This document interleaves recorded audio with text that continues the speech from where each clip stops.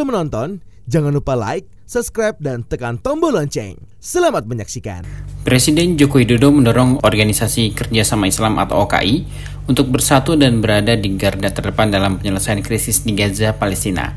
Hal tersebut disampaikan oleh Presiden Jokowi saat berbicara pada konferensi tingkat tinggi luar biasa Organisasi Kerjasama Islam atau OKI yang digelar di King Abdul Aziz International Convention Center, Riyadh, Arab Saudi. Presiden Jokowi juga mendukung penyelenggaraan KTT OKI yang dinilai sangat tepat untuk dilakukan.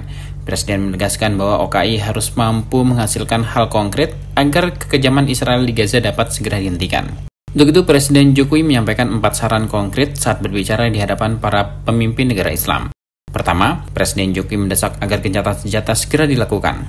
Kedua, Presiden Jokowi mendorong agar bantuan kemanusiaan dipercepat dan diperluas jangkauannya. OKI harus mengusulkan mekanisme bantuan yang lebih bisa diprediksi dan berkelanjutan mengingat situasi kemanusiaan di Gaza sangat memprihatinkan.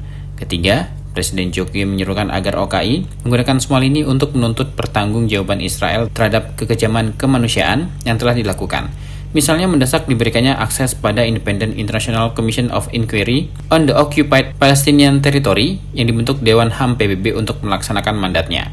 Keempat, OKI harus mendesak agar perundingan damai segera dimulai kembali demi terwujudnya solusi 2 negara dan menolak pemikiran solusi 1 negara.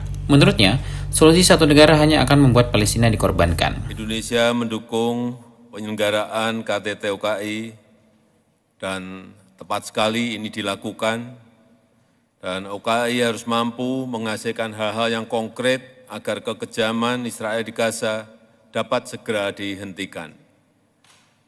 1 bulan telah terjadi kekejaman ini dan dunia seolah-olah tidak berdaya.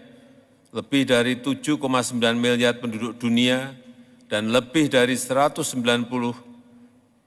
pimpinan negara, tapi sampai saat ini tak satu pun yang mampu menghentikan kekejaman ini. Oleh karena itu, OKI harus bersatu dan berada di depan untuk penyelesaian masalah ini.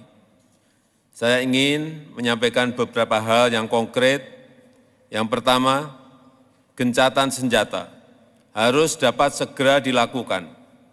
Tanpa gencatan senjata, situasi tak akan membaik dan Israel telah menggunakan narasi self-defense dan terus melakukan pembunuhan rakyat sipil. Ini tak lain sebuah collective punishment dan kita semua harus mencari jalan agar Israel segera melakukan gencatan senjata. Yang kedua, bantuan kemanusiaan harus dipercepat dan diperluas jangkauannya. OKI harus mengusulkan mekanisme bantuan yang lebih predictable dan sustainable. Indonesia juga telah mengirim bantuan kemanusiaan dan ke depan akan menambahkan lagi. Di sisi lain, situasi kemanusiaan juga sangat memprihatinkan. Rumah sakit Indonesia di Gaza Utara terus menjadi sasaran serangan Israel dan sudah kehabisan bahan bakar. Untuk itu, Indonesia meminta semua pihak untuk menghormati hukum humaniter internasional.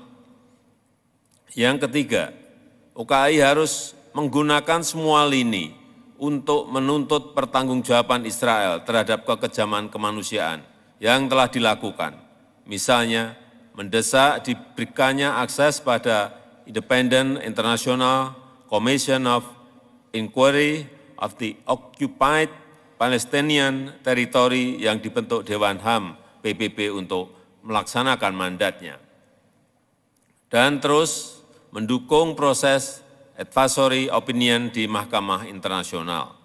Yang keempat, OKI harus mendesak agar perundingan damai dimulai kembali segera demi terwujudnya two-state solution dan menolak pemikiran one-state solution karena pasti Palestina yang dikorbankan.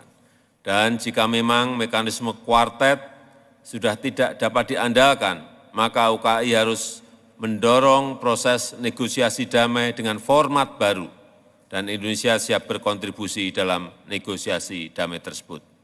Sebagai penutup, sekali lagi, OKI harus bersatu, harus berada di garis depan menggunakan semua cara damai, semua pengaruh, semua upaya diplomasi untuk membela keadilan dan kemanusiaan bagi Palestina.